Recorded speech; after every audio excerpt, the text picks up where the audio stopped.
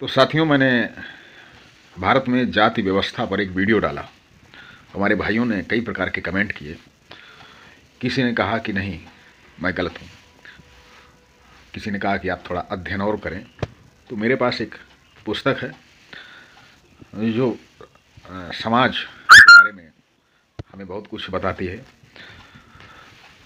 और एक समाजशास्त्री हुए नेस्फील्ड समाजशास्त्री हुए, तो उन्होंने कहा, तो कमेंट के आधार पर लोगों को लगता है कि भारत में जो जाति व्यवस्था है उसके लिए धर्म या एक प्रमुख जाति उत्तरदायी है, और उसी ने अपने लाभ के लिए इस तरह की जाति व्यवस्था बनाई जिसमें जो निचले तबके के लोग, वैसे हमारा धर्म तो नहीं कहता कि कोई निचला या कोई ऊंचा, लेकिन फिर भी अगर लोग मानते हैं कि ये ऊंचा या नीचा,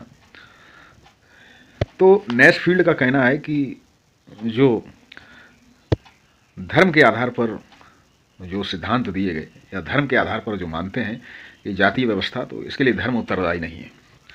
नेस्फील्ड कोई भारतीय नहीं है, एक विदेशी समाजशास्त्री है, और वो कहते हैं कि जो जाति व्यवस्था थी वो व्यवसाय के आधार पर थी, जिसका जैसा व्यवसाय था, और वो इसको 3 भाग में विभाजित करते हैं। एक पुरोहित जो पूजा पाठ कराता था, दूसरा शासक, और तीसरा वर्ग था पूंजी पर आश्रित रहने वाले लोग। उसके अंदर वैश्य या जो सेवा करने वाला जो वर्ग था वो था। तो जिसने जैसा काम अपनाया। अब बात उठती है कि काम दिया किसने। तो इसके लिए कोई ऊपरी या आसमानी शक्ति नहीं थी जिसने कहा कि तुम ये काम करो, तुम ये काम करो, या तुम ये काम करो। जिसकी जैसी योग्यता थी, जिसकी जिस काम में रुचि थी, उसने वो काम अपनाया। किसी का ध्यान अध्यात्म में रुचि थी, कर्मकांडों में रुचि थी, तो उसने पुरोहित का कार्य अपनाया। ऐसा नहीं था कि ऊपर से कोई एक वीडियो में कमेंट आया था कि होमो सैपियंस। तो मान लीजिए कि होमो सैपियंस से भी अगर सृष्टि की शुरुआत हुई, इस पृथ्वी पर मानव जीवन की शुरुआत हुई, तो ऊपर से कोई नहीं आया कि तुम ये काम करो और तुम ये काम करो। मानव ने धीरे धीरे अगर विकास किया, तो जिसकी जैसी रुचि थी उसने वैसा काम अपनाया। जो शक्तिशाली थे, देखिए प्रारंभ में सृष्टि या ये पृथ्वी सबके लिए बराबर थी, उनमें से जो शक्तिशाली थे वो शासक बन गए। जो कमज़ोर थे या कहें कि जिनकी रुचि भौतिक पदार्थों में थी, तो वो पूंजी से जुड़ते हुए कार्यों में जुड़ गए। अब आपकी जहाँ जैसी रुचि थी आपने अपनाया।